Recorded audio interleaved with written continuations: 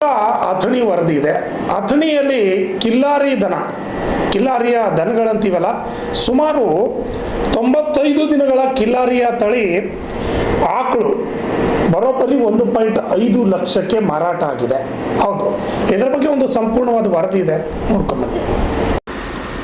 ಕಾಗವಾಡ ತಾಲೂಕಿನ ಕೃಷ್ಣಕಿತ್ತೂರು ಗ್ರಾಮದ ರೈತ ಅಶೋಕ್ ಜಂಬಿಗೆಯವರ ಮನೆಯಲ್ಲಿದ್ದ ಕಿಲ್ಲಾರಿ ಆಕಳಿಗೆ ಹುಟ್ಟಿದ ಕರು ಅಲ್ಪಾವಧಿಯಲ್ಲಿ ದುಬಾರಿ ಬೆಲೆಗೆ ಮಾರಾಟವಾಗಿ ಗಮನ ಸೆಳೆದಿದೆ.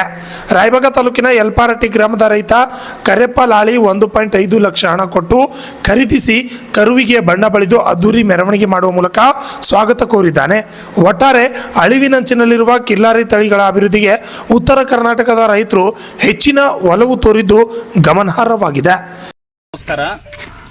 ಇದು ಊರು ಕೃಷ್ಣಕಿತ್ತೂರ ಅಶೋಕ್ ನಿಂಗಪ್ಪ ಜಂಬಿಗೆ ಅಂತ ಹೇಳಿ, ಇವರು ಹನುಮಂತ ಜಂಬಿಗೆ ಆನಂದ್ ಜಂಬಿಗೆ ನಮ್ಮ ತಮ್ಮಗಳ.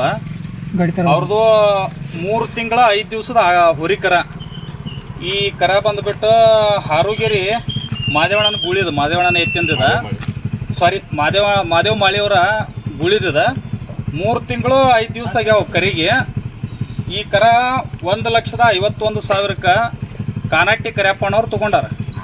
ಕಾನಟ್ಟಿ ಕರಿಯಪ್ಪನವರು ಮತ್ತು ಅವರ ಮುಂದಾಳತ್ವದಾಗ, ಕಾನಟ್ಟಿ ಕರಿಯಪ್ಪನವ್ರ ಮುಂದಾಳತ್ವದಾಗ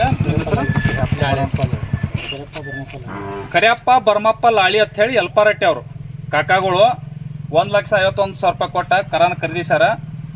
ಈ ಕರ ವಿಶೇಷತೆ ಏನಂದ್ರೆ ಮುಖ ಭಾಳ ಹೆಚ್ಚೈತಿ. ಈಗ ನಾವು ಗಿಣಿ ಮಾರಿರ್ತೀವಲ್ಲ, ಮುಖ ಭಾಳ ಹೆಚ್ಚ, ಕೋಡ್ಗೊಳಗ್ರಿ ಸಣ್ಣ ಜಾತಿ ಪ್ಯೂರ್ ಬರ್ತೈತಿ. ಮತ್ತು ಗಂಗಿದೋಗಲಿಲ್ಲ ಕರಿಗೆ, ಒಟ್ಟೆ ಮಯ ಟೈಟ್ ಭಾಳ. ಮುಂದೆ ಕಿಲಾರಿ ತಳಿಯನ್ನು ಉಳಿಸೋಗೋಸ್ಕರ ಬೀಜದ ಹೋರಿ ಮಾಡೋ ಸಲುವಾಗಿ ಕಾಕಾಗಳು ಖರೀದಿ ಮಾಡ್ಯಾರ. ಮತ್ತೊಮ್ಮೆಲ್ಲರಿಗೆ ನಮಸ್ಕಾರ. ಇನ್ನೊಂದು ವಿಶೇಷತೆ ಏನಂದ್ರೆ, ಕರಿನ ತಾಯಿ ಬಂದ್ಬಿಟ್ಟು ತಿಕ್ಕೊಂಡಿ ರಾಜನ ಮಗಳದು, ತಿಕ್ಕೊಂಡಿ ವಂಶಾವಳಿ ಆಕಳ. ಮುಂದೆ ಕರ ಹೆಚ್ಚು ಕಡಿಮೆ ಅಪ್ಪನ ಹೋಲಿಕೆನೂ ಸ್ವಲ್ಪ ಐತಿ, ಮತ್ತು ಆಕಳ ಹೋಲಿಕೆ ಜಾಸ್ತಿ ಐತಿ. ಮುಖ ಪಕ್ಕ ಅದು ನೋಡಿದ್ರೆ ಆಕಳ ಹೋಲಿಕೆ ಜಾಸ್ತಿ ಐತಿ. ಇವರು ನಿಂಗಪ್ಪ ಜಂಬಿಗೆ ಅಂತ ಹೇಳಿ ಸುಮಾರು ಒಂದು 40 ಎಮ್ಮೆಗಳದವ್ರು. ಮುರ್ರಾ ತಳಿ ಎಮ್ಮೆ ಹರಿಯಾಣದಿಂದ ತಂದ ಎಮ್ಮೆಗಳು ತಂದಾರು. ಈ ನಮ್ಮ ಅಥಣಿ ತಾಲೂಕಿನಾಗ ದೊಡ್ಡ ಸೆಡ್ ಅವ್ರದ್ದು ಮುರ್ರಾ ಎಮ್ಮೆಗಳು. ಈ ಕಿಲಾರಿ ತಳಿಯನ್ನು ಉಳಿಸೋಗೋಸ್ಕರ ಅಂತ ಹೇಳಿ ಒಂದು 3-4 ಕಿಲಾರಿ ಹಸುಗಳನ್ನು ಕಟ್ಟ್ಯಾರ. ವಿಶೇಷ ಅಂದ್ರೆ ನಾನೇ ಕೊಟ್ಟಿರ್ತೀನಿ ಅವ್ರಿಗೆ ಆಕಳಗಳನ್ನೆಲ್ಲ, ಆಕಳ ಕರುಗಳನ್ನ ವಿಶೇಷವಾಗಿ ನಾನು ಇದು ಮಾಡಿರ್ತಾರ.